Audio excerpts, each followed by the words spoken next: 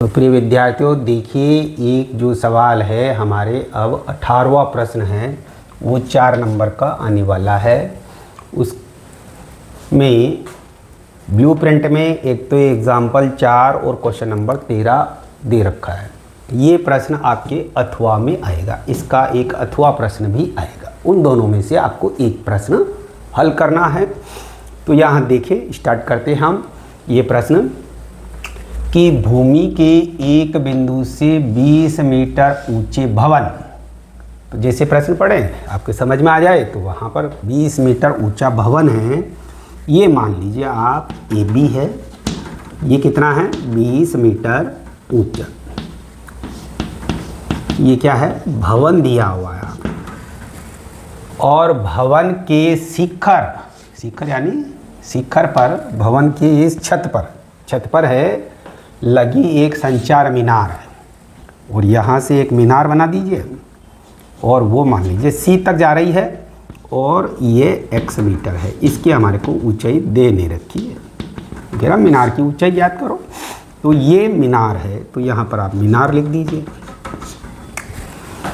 अब वो कह रहा है कि मीनार का तल और शिखर तल और शिखर से उन्नयन कोण क्रमशः यानी लगातार, है ना, लगातार 45 और 60 के कोण बनाती है। तो ये हमारी भूमि है, और ये मीनार जहाँ से स्टार्ट हो रही है उसका तल हो गया, और इसका शिखर ये हो गया। ये क्या हो गया, हमारे शिखर हो गया इसका, है ना, मीनार का। और यहाँ से ये तो बना रहा है 45 का कोण, और ये बना रहा है 60 डिग्री का कोण बना रहा है। तो देखिए ये प्रश्न है, यहाँ मान लीजिए डी बिंदु पर ये दोनों टच कर रहे हैं। अब इसमें ये देखिए थीटा है, थीटा के सामने वाली भुजा क्या हो गई, हमारे लंब हो गई।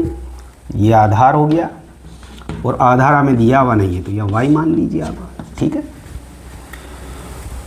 अब क्या करें हम, सीधा ये ऐसे जो प्रश्न आने वाले हैं, इन प्रश्नों में आपको जो पहला प्रश्न किया ना हमने, वहाँ तो सिंगल त्रिभुज ही आएगा, मीनार आएगा, ऊंचाई आएगी, मेरे कहने का तात्पर्य यह है। और यहाँ पर डबल त्रिभुज बन रहा है, तो 2 बार इस प्रश्न को हल करना, वही प्रश्न है उसको 2 बार करना, और फिर मान पुट करना है। तो यहाँ पर ये आपके एक त्रिभुज हो गया, और ये दूसरा त्रिभुज हो गया पूरा, यहाँ से लेकर के यहाँ तक। तो पहला त्रिभुज है, इसका नाम क्या हो गया, ए डी बी। तो अच्छा, उससे पहले आप परीक्षा में ये और लिखे तो थोड़ा सा बढ़िया रहेगा, अच्छा रहेगा। ए बी क्या दे रखा है हमारे को, भवन की ऊंचाई, वो ऊंचाई दे रखी है 20 मीटर, और BC है हमारे मीनार की ऊंचाई, वो दे रखी x मीटर, हमने मान ली। तो त्रिभुज, अब आप यहाँ लीजिए, पहला काम ये करिए कि त्रिभुज, समकोण त्रिभुज कौन सा हो गया, ADB। में सीधा लिखिए आप tan थीटा बराबर लंब बटे आधार, क्योंकि थीटा के सामने वाली भुजा लंब हो गई, ये आधार हो गया। और थीटा कितना दे रखा हमारे को, ये 45 का, ये वाला है ना। तो यहाँ पर हो गया tan 45 बराबर लंब हो गया 20, और ये हो गया x। और tan 45 का मान हम जानते 1 होता है, 20/x। तो इससे जब हम तिरछा गुणा करेंगे तो x बराबर आ गया 20 मीटर। ये एक समीकरण हो गया हमारा। तो y आएगा, है ना, यहाँ पे क्या आएगा, y आएगा, लंब बटे आधार। तो y बराबर हो गया हमारे पास 20 मीटर।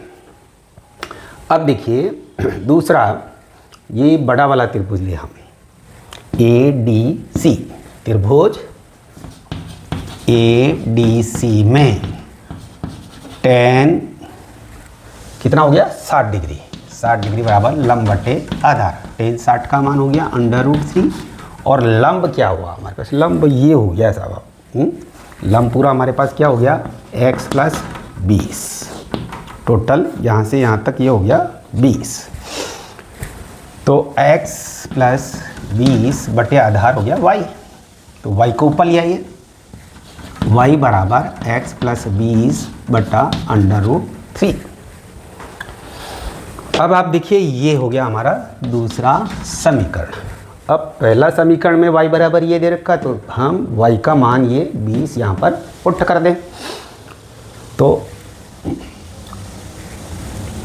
समीकरण 1 बराबर 2 से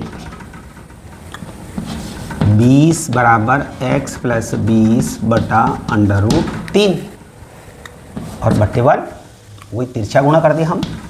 तिरछा गुणा करेंगे तो क्या आएगा, 20 √3 बराबर x प्लस 20। अब इससे हम x का मान निकालेंगे। तो x का मान निकालेंगे तो इस 20 का ट्रांसफ़र इस साइड में हम करेंगे। देखिए x बराबर क्या हो गया हमारे पास, 20 जब इस साइड में आएगा तो ये ऋण हो जाएगा, तो 20 √3 माइनस 20 और 20 इसमें कॉमन आ गया और √3 माइनस 1, 20 एक कम 20। तो यहाँ हम √3 का वैल्यू रख देंगे 1.732 माइनस 1। ये आपको याद रखने हैं, √3 का मान क्या होता है हमारे पास 1.732। तो जब इसमें से एक पूरा अंक घटाएंगे हम तो ये आ जाएगा हमारे पास 0.732। देखिए घटाना नहीं आता है तो इसको इस तरह से घटाएं आप और 1.000 237 पॉइंट यहाँ पे हो गया 0। अब इसको 20 से गुणा कर दें तो 0 का तो 0, 732 का दुगना हो गया 1464, 32 दूना 64 और 1 2 3 के बाद दशमलव, 1 2 3 के बाद दशमलव लगा दे तो यहाँ आ जाएगा, तो 14.64 मीटर। ये हमारे किसकी आ गई, x क्या माना हमने, मीनार, तो मीनार की ऊंचाई। तो अब उत्तर लिखेंगे हम यहाँ पर, उत्तर मीनार की ऊंचाई बराबर 14.64 मीटर। ठीक है, तो ये सवाल आपको समझ में आ गया होगा। तो इसी तरह का एक सवाल और लिख करके हम आपके सामने अभी हाजिर होते हैं वापस।